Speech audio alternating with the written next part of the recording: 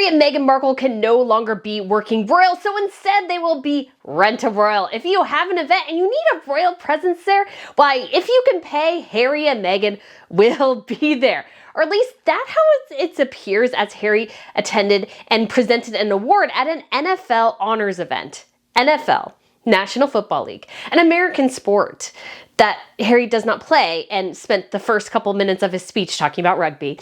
So it was very, very odd, but I think again signifies the problem that Harry and Meghan pose to the British monarchy that it just doesn't seem to know how to deal with, which is that Harry and Meghan are acting like royals in the United States when they are not royals here, nor are they royals anywhere else. It's this very, very weird dynamic because, of course, if Prince William went in the UK and he gave out an award for football, there, you guys call it soccer. I mean, I'm still wondering if Harry was confused and thought like football was like soccer and that's why he presented the award. But if Prince William did that, it makes sense. He represents the United Kingdom. Harry has no connection to the NFL. It's not a sport he grew up with. I don't even know if it's a sport he really knows. It was just a very, very odd situation. But of course, he did it because A, it brings him attention because obviously his father has cancer, and because he went to the UK and nobody wanted to see him, now he needs to come back and get more attention because, you know, all that matters really about his father having cancer is if Harry gets attention. So this whole event just seemed so incredibly odd and off-putting. But I think we're going to see this more and more from Harry and Meghan because they really don't have anything else to sell. They have nothing else to sell the rest of the world but their royal connections and royal titles. And once again, this is a problem that the British monarchy must solve. They just can't sit on the back burner. And I know obviously Charles is ill, but Prince William will have to figure this out at some point. So we are going to discuss this today, but if you guys haven't been to Royal News Network, my name is Brittany. I provide y'all compelling royal commentary. So if you want to please hit that subscribe button, that would be fantastic. I'm hoping to get to 150,000 subscribers, maybe by the end of the month. We shall see. That's an ambitious goal, but I do think that would be absolutely fantastic. We have a couple of royal events coming up, and there's a couple I'm considering going to. We had just a big announcement that Denmark is going to do a tour of Scandinavia, so going to Sweden and Norway for 2 state visits. And so I'm strongly considering going to those. There'll be other royal events like Trooping the Colour later this year. And I also have an upcoming trip to Scotland with members. So those other trips are ones where I'll go and cover the royal event. But if you want to come to Scotland with me and other people who love talking about royals and see the country that made Her Majesty's heart sing, you can come with us to Scotland. It's going to be an amazing, amazing trip. We'll start at Edinburgh, go up to the Isle of Skye, just see all different parts of Scotland. And so if you're interested in that, there will be a link up above here and down below too, because I would love to have you come. I've done a couple of these trips now. I did one to England, just to London. They don't really have that trip available anymore, and one to Germany and Austria, and we just had a fantastic time. Some bunch of friendships were made, so super, super exciting. And Valentine's Day is coming up as well, so if you are interested, I do have a connection with Anna Lucia Diamonds. I have some pretty diamond earrings here, and I've got a necklace as well, and a brand new charm bracelet. So if you guys are interested in any of that, I'll link these pieces down below and share with you guys more about maybe some good Valentine's Day options as well. But back to this Harry situation. Oh my goodness. When I first saw this, I woke up and I was like, what is going on with Harry? Why is he at an NFL event? Did he think it was soccer? I mean, I say soccer. I know the rest of the world calls it football, which makes sense because you kick your foot with the ball. But did Prince Harry think it was football and just was like, well, I'll go. I mean, I'm sure he knew exactly what it was, but it was incredibly odd. I was even talking to my dad about it, who didn't know, by the way. So this event doesn't get a lot of traction because my dad is a huge football fan, and so he would know, and he was like, Harry did what? What award? What are you talking about? And I was like, explained it to him. He was like, that's just bizarre. And it is. It just feels very, very unnatural because Harry has no connection to the game. Who makes sense giving an award like this away? A legend from the field, a legend from broadcasting, or maybe even an actor or actress who has a huge passion for football, because that makes sense. This award is a big deal. It is the Walter Payton Man of the Year Award, and it was presented to Cameron Hayward. And I will have to say, Cameron Hayward, he did seem sort of pleased, but at the same time, I think he was also really confused. He's like, That's Harry. That's Prince Harry. So I gotta listen to a little bit of this here. Prince freaking Harry. Man, I'm in shock. That's Prince Harry. First of all, I want to say thank you to God. I understand his confusion because I am confused too. Harry has zero connection to the game of football. Zero. Now, if he gave away an award for rugby in the United States, I would get it because he knows rugby. If it was a soccer award, why? He knows soccer because everywhere else in the world is football. And it's a lot more popular than our version of football. So it just makes sense in other situations. But this, it just felt like sticking a square peg in a round hole. It just didn't feel natural. It felt odd. And not to mention the fact, and this is right after Prince Harry did a mad dash to the UK to see his father. And I was curious why he didn't stay longer. Yes, his father went up to Sandringham, but it's like, but why didn't Harry try to stay and just, again, try to mend those bridges?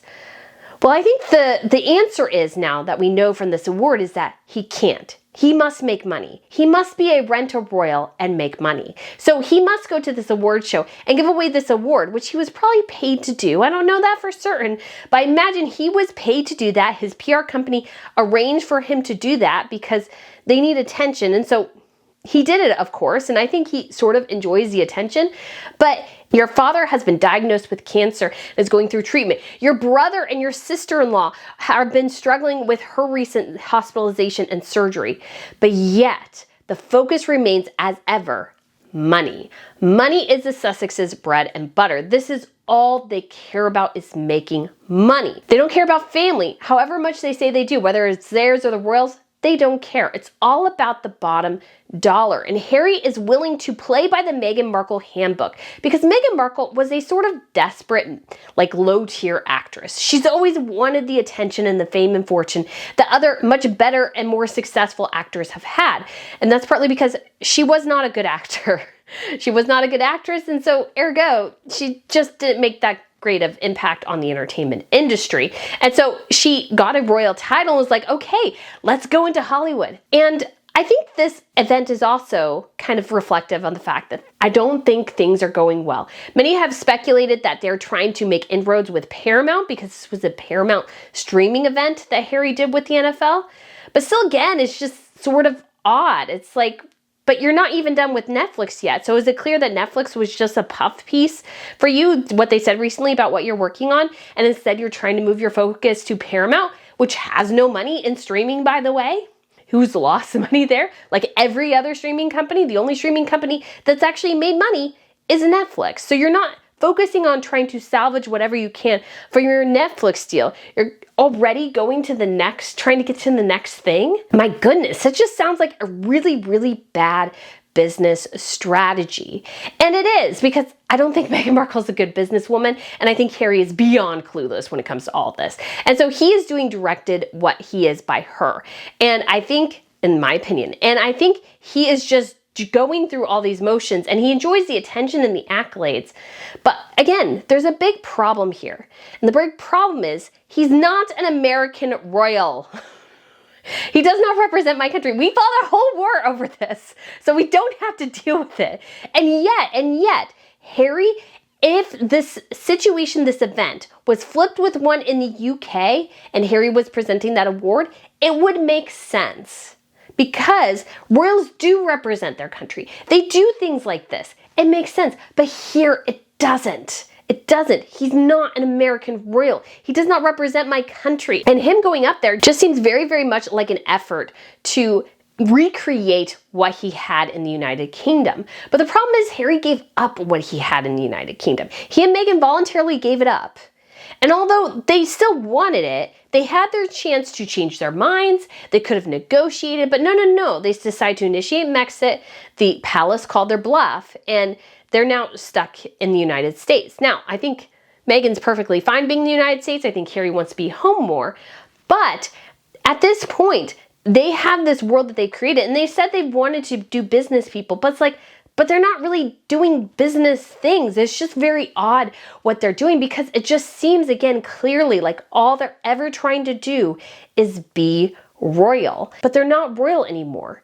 And so here's something from royalty that I found was really interesting from Twitter. And the person who runs this account says that they are a PR person, and it says alternative headline. And this is talking about Harry's surprise appearance at the NFL Honors Awards from People magazine. It says alternative headline, man unable to do his own interesting work piggybacks on the interest in his father's illness and the Super Bowl to stay relevant and in the press. And that is 100% what's happening here. Prince Harry is utilizing his own father's cancer diagnosis to raise his profile under the directives, I'm sure, of Meghan Markle. Now, you could argue that obviously some of this is Harry, and that's true. But looking at their whole Hollywood vision, it's all Meghan Markle. Prince Harry could not have put this together by himself. He didn't have necessarily these interests in the same way. This is entirely Meghan Markle's world. And Harry is just living in it and has to live and reflect what she wants. In this particular situation, obviously, it's a Super Bowl. So if you don't know, the Super Bowl gets like 100 million views or something like that. It's like one of the most watched televised events in our country. And then I think maybe in the broad world, it actually ranks fairly high as well. And we do call it a world like championship, even though obviously it's only really done in our country. But anyways, there's obviously a huge amount of attention on the Super Bowl always. The commercials, the halftime show, and the game itself. Those are kind of the big three things that people really focus on. People go to parties, people do dips. Like there's just so much cultural things that happen surrounding the Super Bowl. And so Prince Harry and Meghan Markle, of course, I think will probably be at the Super Bowl. Why? Because they have nothing better to do than to sell themselves to the highest bidder. Because unfortunately, both of them are very bad creatives. They are. Harry had to cheat at art to graduate high school, and Meghan Markle was not a great actress. She did nothing behind the scenes in Suits, except for maybe offer some wardrobe suggestions, I'm sure were put in the trash can, and asking to do less sex scenes. Those were her sole artistic contributions to Suits, which were very tiny. You could almost say microscopic. And so when Harry and Meghan decided that they were going to be creatives in the industry, I think that's running pretty quickly into a lot of brick walls, because Hollywood was like, at first they're like, hey, yes, if you want to spell about the royal family, we will give you the goods to do that, because that's what they wanted. They wanted the exploitation of the royal family. And Harry and Meghan were more than willing to play ball because A, they were sort of desperate for money because again, they did not think Brexit through because they're not bright people. Because again, if you're going to initiate something like that, there's so many things you could do to make a good plan. They had no plan. They had literally no plan between the two of them. And so they had done that. And because they were willing to sell out the royals, Hollywood was willing to indulge them for a little bit. And Harry and Meghan obviously created Harry and Meghan, the reality TV show. They called it a documentary. It really wasn't. It was a reality TV show. And watching it, if you haven't seen it, it's very overproduced. It's overly indulgent on their own love story. It just very rarely ever shows an alternative perspective. And it was obviously meant to railroad the royals and tell them that Meghan Markle was perfect because she is part African American, and that was made her perfect for her role in the Commonwealth. And how dare you not recognize that? That was the purpose of that reality TV show. But then they had also purchased Live to Lead, which utterly bombed. Nobody watched that thing. And then they had Heart of Invictus, and Heart of Invictus should have technically done well. It should have done well. Because at the heart of it, the Invictus game should be a compelling narrative. It should be a compelling story. But Harry and Meghan have taken all the compelling aspects out of it. And they've made it this thing where it's just the Harry and Meghan show. And so I don't even think they could figure out how to actually make the documentary Heart of Invictus, because they're so self-indulgent and so believing their own BS, they couldn't even generate decent stories out of it. I found the Heart of Invictus, there were little parts of it that were good and compelling. There was a lot of meandering and boring stuff, and there was not a clear narrative because it wasn't clear who's the Heart of Invictus, because it starts out with Prince Harry, but sort of ends with somebody else. But Harry is in there throughout, obviously. And it's not quite as indulgent with Harry as you might think. But at the same time, it's like it focused on people who were not injured in combat. It showed somebody who I think really had more issues before they entered the military. The military just exacerbated them. And so it's like, okay, so was it really his military service that resulted in these things? or was it this guy who already had these mental health issues? So it just wasn't a very, very good documentary. And it's reflected, I think, in the lack of interest in the Invictus Games, because it just seems like the Invictus Games anymore are, I think, cratering under the weight of their own ambitions and their own delusions, particularly when it comes to Harry and Meghan. Because last time it really turned into the Harry and Meghan show, and I think I'll do a whole video on this. And I think part of the reason why the Invictus Games indulges this is because it can mask the lack of attention and interest in the games themselves by making it all about Meghan's fashion. So I think they actually indulge that. They utilize that in order to mask what's really going on behind the scenes. It's my personal perspective. I'll do a longer video on that at some point. But I think that's what's going on with the Invictus Game. So I think the interest in that is waning. And so Harry and Meghan, they've essentially run into a brick wall when it comes to their streaming deals. Obviously, they've lost Spotify. Again, I think Netflix has one foot out the door already. Unless they can impress Netflix in some sort of way, I think Netflix is done. Because Netflix got what it wanted out of them, which was the Harry and Meghan show. I don't think they have paid more than probably, I would say maybe a quarter of what they could have gotten. I mean, I can't imagine they got any more than that when it comes to their $100 million deal, because they haven't done $100 million worth of product. You only get that if you make that much in terms of product. So every time Harry and Meghan do something, I'm sure they request for part of that budget from Netflix, and Netflix looks at it and decides whether or not it's going to issue that money that they've requested from the budget that they have. So I don't think they can just pull it out willy-nilly. I think they need a decent reason to go forwards. With Netflix. Netflix is not just going to give them $100 million. That's not what Netflix did. All of those are sort of winding down. And then you have the Invictus Games itself, which is problematic and I think struggling under the weight of itself. And then what are Harry and Meghan left with? They're left with Rent a Royal.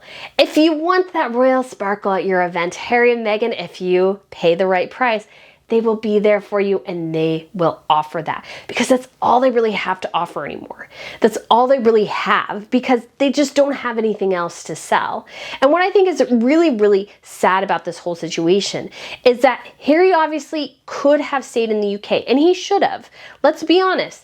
Anything can happen at any moment. And Harry has already lost time with both his grandparents because he was dragging his feet because Meghan didn't want to visit the UK. They couldn't visit the UK with the kids. It's too hard. We don't get the security we want, yada, yada, yada. And so he missed this time with his grandparents. And now he's going to force his own children to miss out on seeing their grandfather, perhaps, because, again, of all these securities and the ridiculous issues. But he's more than willing to sell himself to the NFL for a bit of spot on this stage. That is what he's willing to do.